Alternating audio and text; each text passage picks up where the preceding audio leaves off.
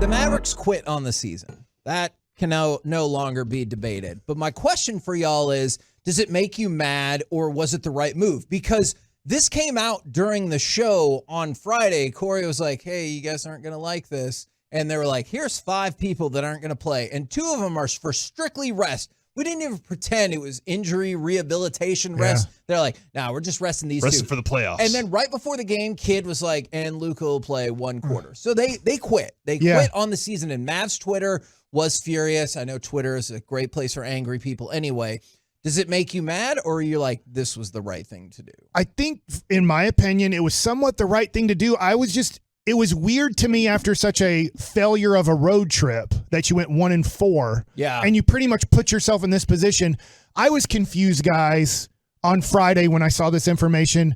Why did they try so hard Wednesday when De'Aaron Fox did play, when Sabonis did play, when that looked like, hey, if you lose that game, you put yourself in a great position that at least the San Antonio game might not mean, because they're a horrible team. You don't have to go, gosh, how do we underplay the San Antonio Spurs? Because they're going to sit out guys too. There was a good reason for them to lose in that game too for their second round pick. It looks like they might lose their second round pick now because of beating the Dallas Mavericks in that last game. So guys, my first question to you is, what changed from Wednesday to Friday? We got to make it look good. Let's give. At some point, didn't they say, Luka said, they came and talked to me and they know that I'm not going to quit. And then in his post interview, he said, they came and talked to me and that's when I decided, all right, that's fine. So at some point, they said they had the conversation of, all right, we're backing off for the team. And so I think they were like, hey, go ahead and go out there and do this, kind of make it look good. But we're going to finish this thing off. I just don't know, Kevin. This is still my question. I don't know when they decided to tank. Okay, I have a theory about that. So I have 2 different theories. First theory is that is still what they were kind of trying to do on Wednesday, but Kyrie was like, not on my effing watch.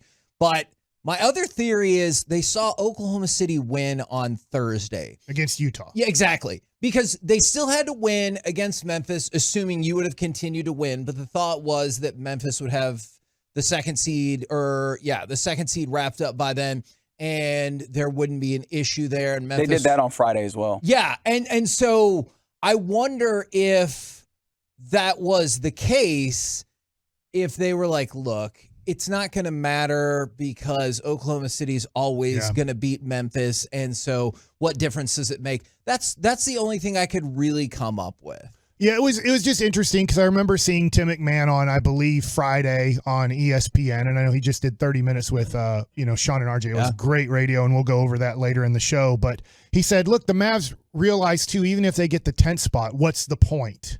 And I thought, well, wait a second. Then Wednesday, you knew the best you could do was 10th spot for the most part. And so I'm like, I don't get how now you're saying, well, if we get 10th, what does it matter? We have to play on the road, which we'd probably lose. But if we win that, then we're going to have to play on the road again, which we would probably lose. And if somehow a miracle happened and you won those 2 games on the road, which you just went 1-4 on the road, on a road trip where you played Miami without Bam Adebayo, Atlanta, who's a 500 team, Charlotte, who won 25 games or whatever this year, and you lost to Philadelphia. Like literally, like it was a bad road trip. And you beat Indiana, who sat out all their players because they knew they would beat you if they played Halliburton and Miles Turner. So I was like, it was such a weird change of course for me. And in a weird way, I'm not saying I'm happy they lost, but I do think without any draft picks, without any free agent money, without any tradable players, it was important to get the 10th overall pick. So now at least you have the 10th overall pick to either take a player. Maybe. And there's an 80% chance you keep it. Obviously, there's a 20% chance the teams behind you move up in the lottery. But, like, you don't have much. This is such a poorly run organization that you don't have. You have non-tradable contracts for the most part. You have very limited talent on your team. That showed with your record overall this season. And you don't have a whole bunch of future assets either. And then you're in a 50-50 state with Kyrie Irving if he even comes back to the Dallas Mavericks. So I thought having the 10th pick at least gives you some sort of offseason where we have a asset to maybe use. And obviously the NBA is doing their tanking investigation into that game against the Bulls. Investigate me. But what's funny about that is, like, Doc Rivers came out, I think the next morning, it could have been that same night, and he was like, look, I'm sure for the other teams that like need a certain result, they don't like it. But look, we're sitting guys, and it's not like it's been happening the whole season. They just haven't been good. If you could actively see that they were tanking the entire season, I think that would be a different deal. Just these last 2 games, I find it hard to believe you will face any sort of serious penalty for this, because somebody asked if they could lose their first-round draft pick for this. Okay, first of all, I think that would be kind of hilarious if, like, the game where they decided to tank so they could get the first-round pick,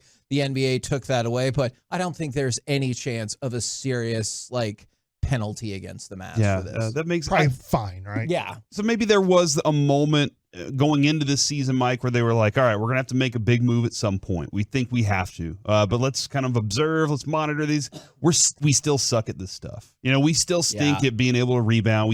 This is not going to change. We've got this far. We had all these contracts we had to get through at some point. Let's go ahead and move on from this. So maybe there was that moment that they said, all right, we knew going into this was probably going to be the case, and we're not winning these close games. Christian Wood's not developing or turning into the guy we wanted him to be. Maybe all those things did happen. And now they have, I think it should be a busy offseason. Like if Mike, you're talking about the Kyrie thing, the best thing for him is to sign with the Mavericks and be traded. Right. That's what I think that's what he wants. Yeah. I don't think he wants to be a Dallas Maverick. That's why he didn't do, Corey, to your point, that's why he didn't do the exit interview.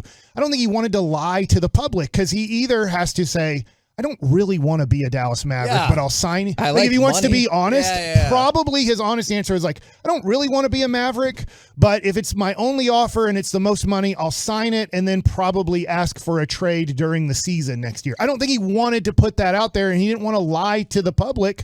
So he's like, I'm not going to do this because I can't answer this honestly. And if I lie, then people are going to call me a liar if I end up signing somewhere else or demanding a sign and trade somewhere else. So I think that was why Kyrie is like, I'm not doing this interview because I can't tell the truth. Now, the vast majority of, and I'm just looking at the fan text, so I haven't seen the Twitch yet or YouTube, but the vast majority of people in the fan text from the 214, it's the right move. From the 469, no chance on winning, then you need to tank. Although there are some other people that disagree from the 214. Purposely losing creates accidental losing. Well, the Mavericks have already got accidental losing down to a T. I think that's the tough thing is if you ask this, Kevin, I'll just ask this to everybody. Do you think the Mavs tried their hardest this year? I'm not talking about the last 2 games where they intentionally lost. Do you think the Mavs in the 80 other games tried their hardest? I do. I just think sometimes their hardest was influenced by their own human nature. I think, yes, the group that involved Spencer Dinwiddie did, and I thought it was clunky, though. Like, I just thought they were clunky at everything they were trying to accomplish. But, yeah, I did think they tried as hard as they could. I didn't think Dorian Finney-Smith did. And I don't know if he was just gassed from a long playoff run and he just couldn't pick it back up, but I thought that they did. I respect y'all's answers. Well, and I don't think they tried their hardest. And I just want to point out why I think we are on the same kind of like broader page, but I think they tried their hardest physically. I just think mentally they went into several of these games thinking, this is the max effort I have to put out to win. Okay. And then they give said max. Like against Detroit, Orlando, Charlotte. And it wasn't. And they were wrong about that. And that, if there is one lesson I hope they learn from this season, believe it or not, it's not the defense, it's not the rebounding, it's not the team building. It's that you can lose a game against any team in the NBA. This specific, I don't mean like any given Sunday. I get that. But this team needs to understand your margin is a lot thinner than you thought. And even if a team's best player's out, you could damn sure still lose. What's really interesting about those moments is, like, I think a lot of people do that. They go up against poor competition and then they just prepare less. And isn't it on a coach to not, instead of going, well, they'll just be embarrassed and then they'll bounce back, isn't it on the coach at some point to go, hey, guys, we stunk at this 6 times now. Yeah. This can't happen again. Y'all need to treat this team like they're the Warriors. Pop every once in a while, right? He would just sit the guys out. He'd be like, you're not playing this game.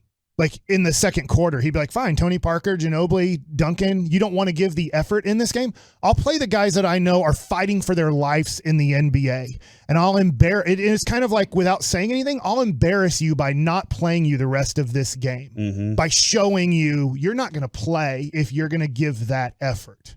But that, obviously, to your point, it never happened in that type of, at least that play. That's one scenario on how you do it. You can also, which doesn't happen much in the NBA or professional sports anymore, you can call a guy out specifically. Yeah. And say, I didn't play Christian Wood because he's not showing up to practice ready to practice. Yeah, for sure. I mean, he did it with Luka a couple times the year before and the team in general, and they responded, but they didn't respond this year.